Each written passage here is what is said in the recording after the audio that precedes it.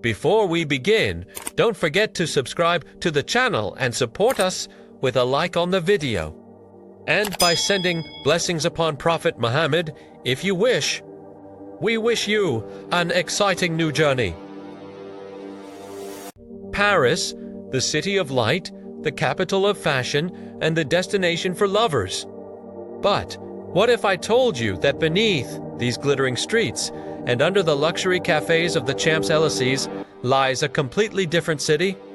A silent, dark city haunted by faces with a never-ending smile. The smile of death. Today, we are not just talking about a cemetery. We are talking about the empire of death, hundreds of kilometers of tunnels that wind beneath the city like the veins of a giant body. Their walls made not of bones arranged in video. We will dive into the dark depths of Paris to uncover the secrets of the catacombs and how the City of Light turned into the largest bone repository in human history. To understand the story, we must go back to the 18th century. At that time, Paris was a city suffering from extreme overcrowding, not just in its streets, but in its cemeteries as well. The Holy Innocents Cemetery, the largest in the city, had been used for 10 consecutive centuries. Think about that. 10 centuries of burying the dead in one single spot. Things reached a catastrophic level where the ground level in the cemetery rose several meters. Due to the accumulation of bodies, residents of nearby houses began to complain of unbearable smells, and diseases started to spread at an alarming rate. The final straw came in 1780 after heavy rains. A cemetery wall collapsed under the pressure of the bodies, and the dead literally pushed through into the homes of the living. This was the moment of truth. Paris no longer had room for its dead, and the solution had to be radical and fast. Engines knew that power of a massive network of old tunnel quarry. The very tunnels from which the limestone used to build the city's churches and palaces had been extracted. Then came the brilliant idea.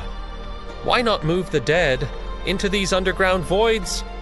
The grand operation began in 1780 and lasted for 12 years. It was never an easy process. Black-covered wagons moved the bones only at night, in solemn religious rituals to avoid panicking the residents initially. The bones were thrown randomly into the depths of the tunnels, but in 1810, the Inspector General of Quarries, Louis-Étienne Ricard de Thury, decided to turn this random warehouse into a tourist attraction. He ordered the skulls and leg bones to be arranged in geometric patterns and placed plaques with wisdom and poems about human mortality, creating an atmosphere reflection. Let us be paused. We are talking about a network of tunnels stretching for more than 300 kilometers, which is roughly the distance between Paris and Belgium. But the part open to the public is only 2 kilometers long.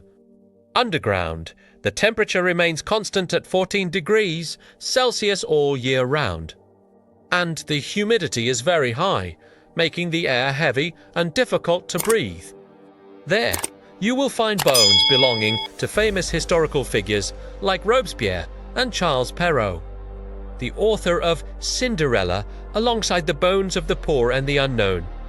Everyone there is equal underground.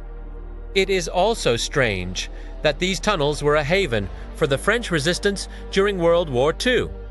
And at the same time, the Nazis had a secret bunker in another tunnel just a few meters away from them.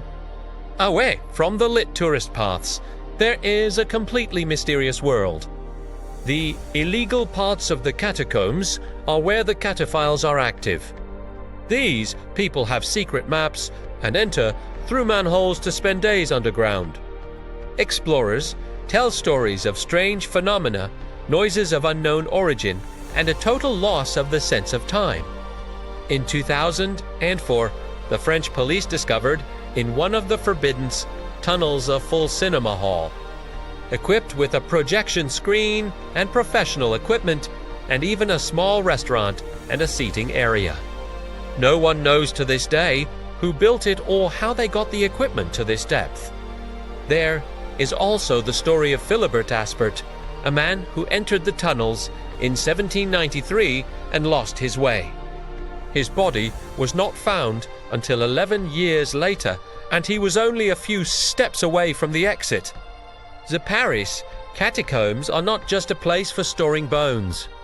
It is a time capsule that tells the story of a city that almost drowned in its dead, so it decided to make them part of its foundations. It is a constant reminder to us that all this noise and beauty above ground has a silent end beneath it. If you ever decide to visit Paris, don't just look up at the Eiffel Tower. Look beneath your feet and remember that there are 6 million stories waiting for someone to hear their silence. Do you have the courage to spend one night in those dark tunnels? Let us know in the comments. And if you enjoyed this dive into the world's secrets, don't forget to subscribe to our channel to discover with us what cities hide behind their beautiful faces.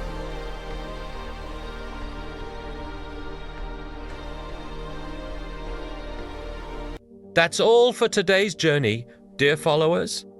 If you enjoyed this video, don't forget to subscribe, like, and turn on the notification bell.